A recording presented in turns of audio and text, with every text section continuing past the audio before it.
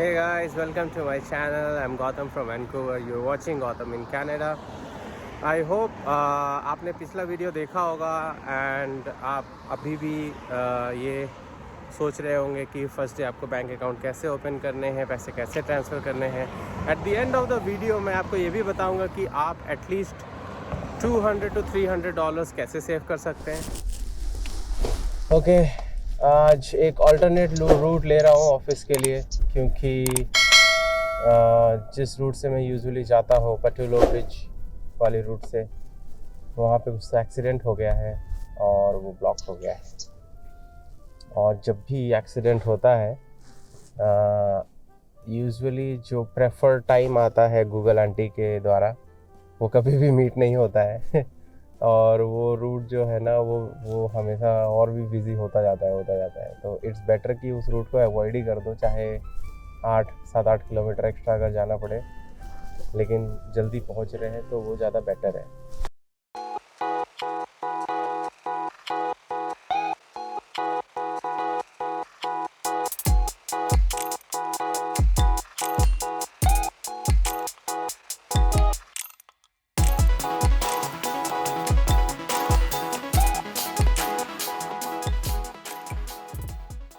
सो आज का हमारा टॉपिक है कि what you should do on your first day as soon as you land.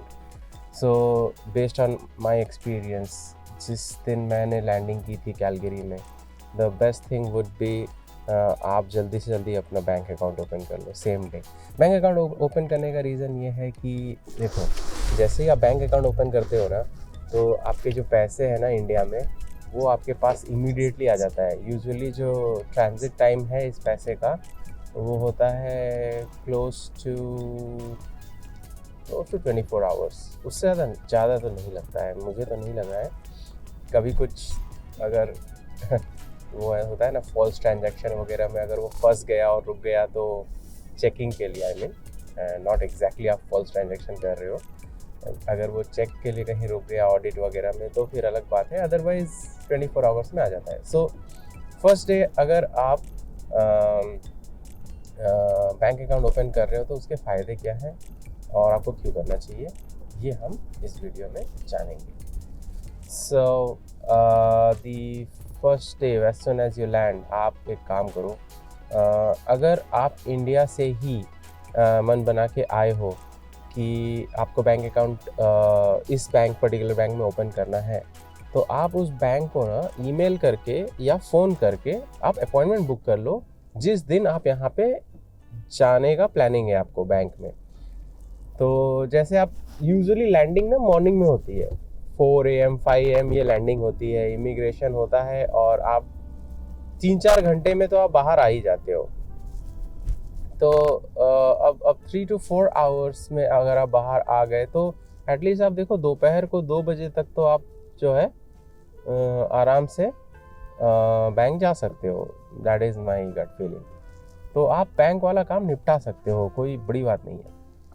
तो आपने सपोज़ बैंक से अपॉइंटमेंट ले लिया है और आपने बोल दिया है कि हाँ मुझे अकाउंट ओपन करना है और मुझे विज़िट करना है करके आपने ईमेल कर दिया और आपको कंफर्मेशन भी आ गया है कि ओके दे हैव अप्रूव्ड।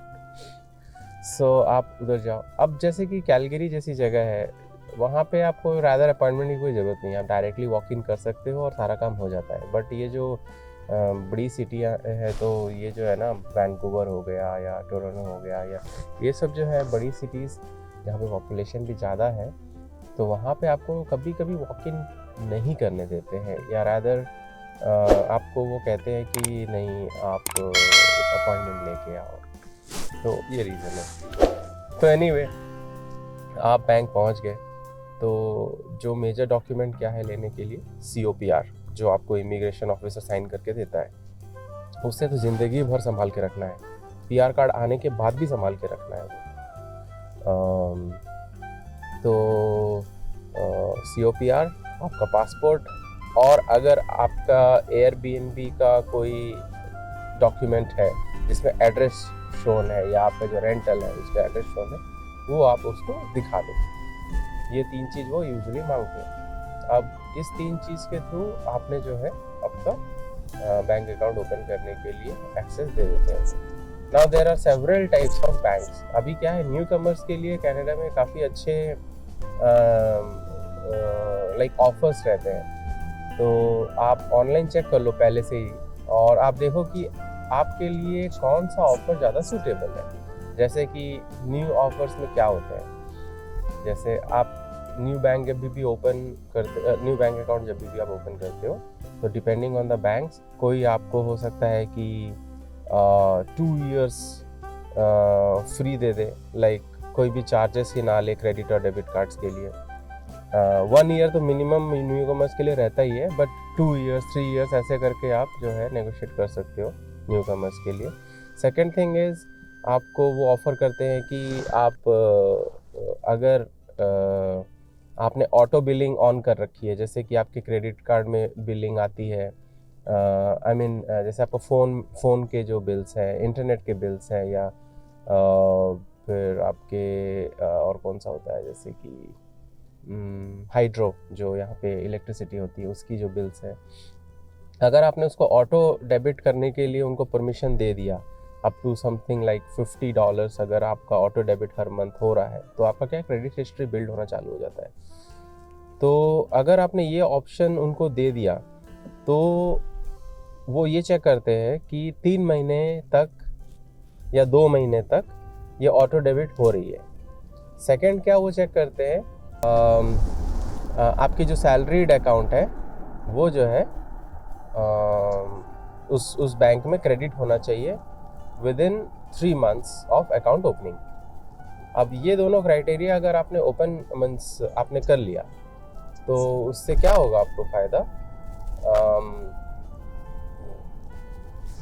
उससे आपको ये फ़ायदा होगा कि आपको वो लोग फ्री में एयरपॉड्स या फ्री में आईपैड्स ये सब दे देते हैं।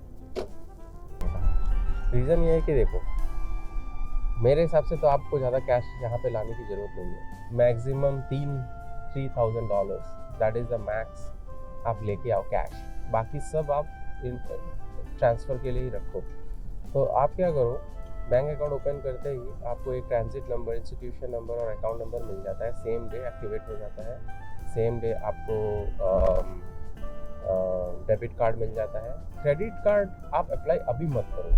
रीज़न, क्रेडिट कार्ड आपको आपके प्रेजेंट एड्रेस पे आएगा, जो आपका एयरबीएनबी का एड्रेस है, या जो आपका होटल है या फ्रेंड्स प्लेस है वो।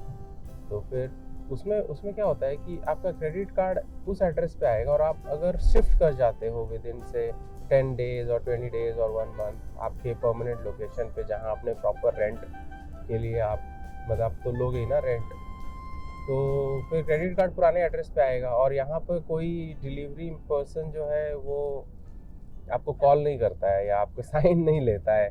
नॉर्मल कनाडा पोस्ट जो फ्री डिलीवरी होती है उसी से ही होती है यहाँ पे, हर डिलीवरी, क्रेडिट कार्ड्स भी, डेबिट कार्ड्स भी, पीआर कार्ड्स भी, और वो आपके सिर्फ डिलीवरी जो मेल बॉक्स होता है उसमें ही डाल के चला जाता है, कुछ भी उसकी ट्रैकिंग नहीं मिलती है, कोई इन्फॉर्मेशन नहीं मिलता है।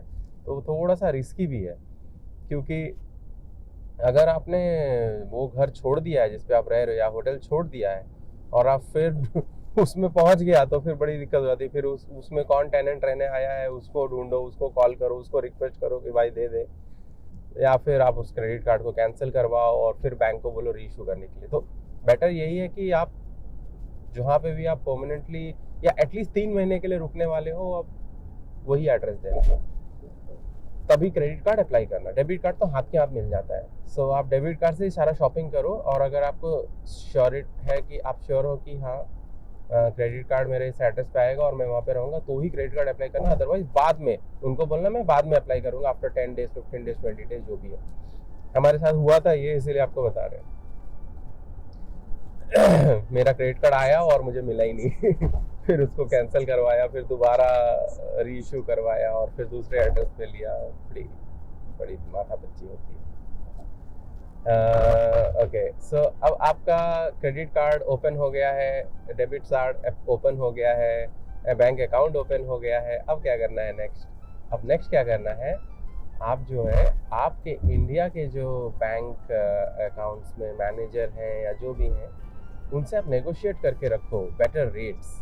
जैसे कि सपोज एक्सचेंज रेट होता है, जैसे फॉर एग्जांपल 1 CAD 60 INR है, suppose for this discussion sec.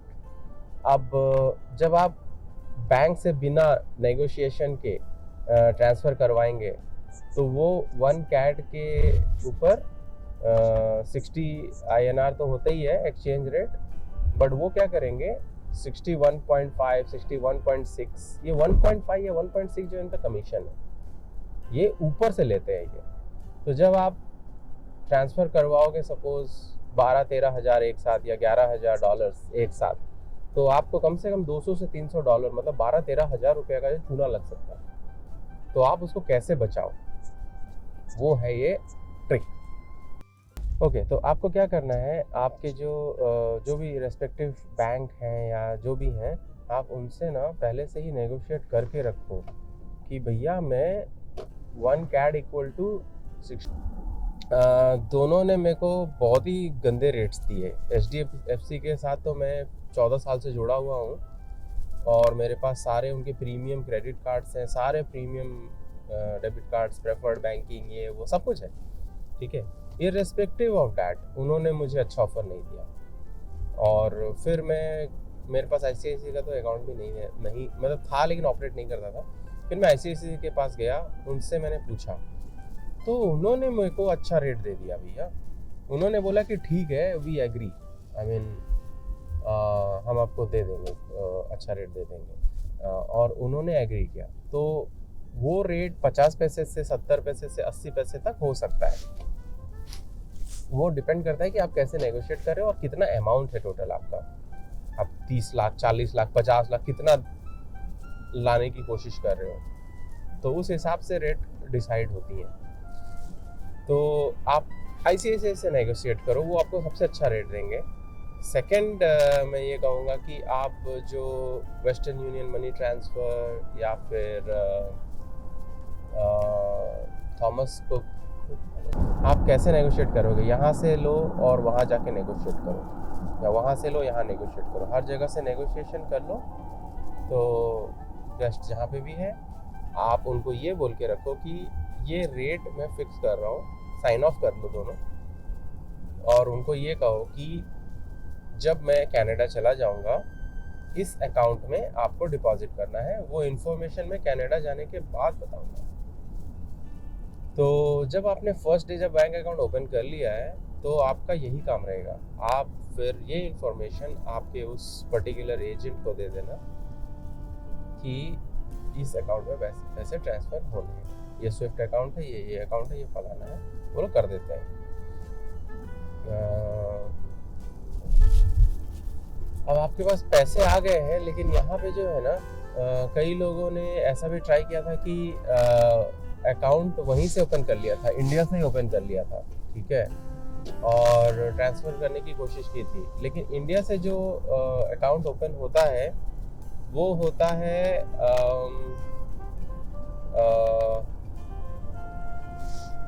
Savings account. अब यहाँ पे सेविंग्स अकाउंट का मतलब अलग है। यहाँ पे जो नॉर्मल बैंकिंग अकाउंट हम करते हैं, पैसे निकालना ATM से या किसी को पैसे भेजना, ये सब होता है चेकिंग अकाउंट से, नॉट सेविंग्स अकाउंट। तो आपको क्या करना है, आपको चेकिंग अकाउंट में पैसे भेजने हैं और चेकिंग अकाउंट यहाँ आने के बाद ही ओपन होता है, ओके। तो आप अगर वहाँ पे भी ऑनलाइन, जैसे स्कॉशिया बैंक है, वो ऑनलाइन अकाउंट ओपन करने का अलाउ करता है और वो ओपन कर देता है सेविंग्स अकाउंट। और कई लोग क्या करते हैं, उसी सेविंग्स अकाउंट का सारा इन्फॉर्मेशन इंटरनेट से निकाल के पैसे ट्रांसफ़र करवाते हैं। लेकिन उसमें एक दिक्कत क्या हो जाती है कि वो पैसे जो है ना, वो सेविंग अकाउंट में चला गया है। तो वो सेविंग अकाउंट में वो पैसे जो है 1 साल के लिए या कुछ एक लॉकिंग पीरियड के लिए वो जमा हो जाता है और आप उसे निकाल नहीं पाओगे। या टू एंड फ्रो जो निकालना होता है नॉर्मल अकाउंट से, वो नहीं होता सेविंग्स अकाउंट में। फिर आपको बैंक जाना पड़ेगा, जो बैंक मैनेजर या जो भी है उनको कहना पड़ेगा कि मुझे अकाउंट में ये निकाल के दो इस सेविंग अकाउंट से चेकिंग अकाउंट में डाल के दो। वो थोड़ा सा लफड़े वाला काम है। इसीलिए बेटर है कि आप यहाँ पे जब आ जाते हैं तो चेकिंग अकाउंट ओपन कर लो और फिर उसमें ही ट्रांसफ़र करवाना, सेविंग अकाउंट में भूल से भी नहीं करवाना। सेविंग अकाउंट आप बाद में यूज़ करना जब उसको आपको जैसे एफडी होता है इंडिया में या कुछ आपको डिपॉजिट करना है तो करना है, ऐसे मतलब। तो ये हो गया आपके बैंक के थ्रू आपके अकाउंट ओपन हो गया, फिर आपने पैसे भी ट्रांसफ़र कर लिए, आपके पैसे आ गए, पैसे चेकिंग अकाउंट में आ गए। अब आपके पास लमसम चेकिंग अकाउंट में पैसे पड़े हुए हैं, तो क्या यूज़ होगा, जैसे आप कभी शिफ्ट हो रहे हो आपके रेंटल अपार्टमेंट में, तो वो होता है ना डिपॉजिट देना पड़ता है, 1 मंथ डिपॉजिट कोई लेता है, कोई हाफ मंथ डिपॉजिट लेता है, तो आपके पास उतने पैसे आ जाते हैं। फिर आप सारा जो ट्रांजैक्शन है फिर आप ऑनलाइन करो।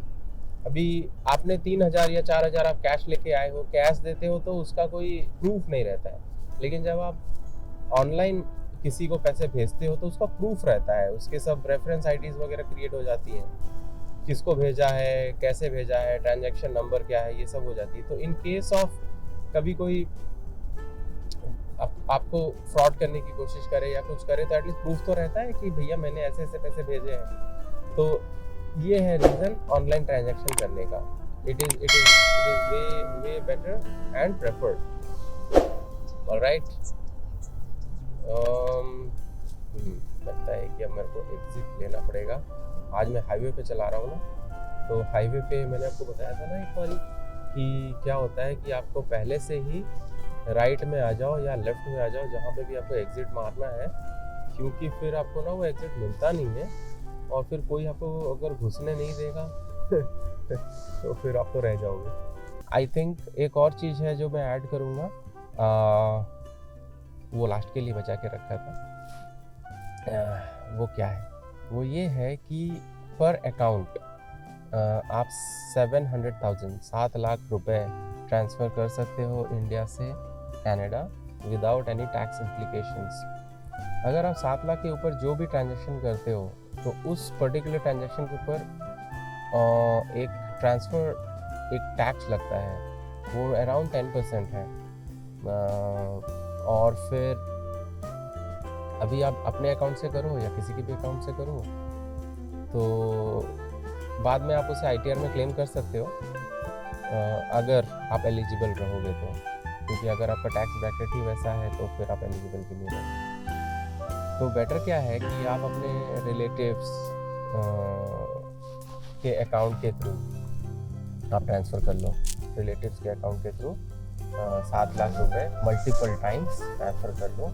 और वो लोग सिर्फ रीज़न ही पूछते हैं कि रीज़न ऑफ ट्रांजैक्शंस क्या है, like for example gift to my family member, ऐसे करके वो एक्सेप्ट कर लेते हैं ये सारा रीज़न। सो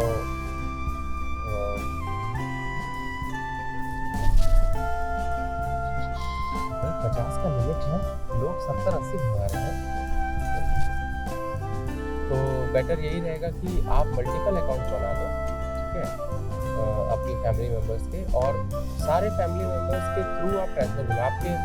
आपके सपोज आपको 30 लाख फॉर एग्जाम्पल ट्रांसफ़र करना है, 30 लाख के लिए आपको एटलीस्ट 4 अकाउंट तो चाहिए ना।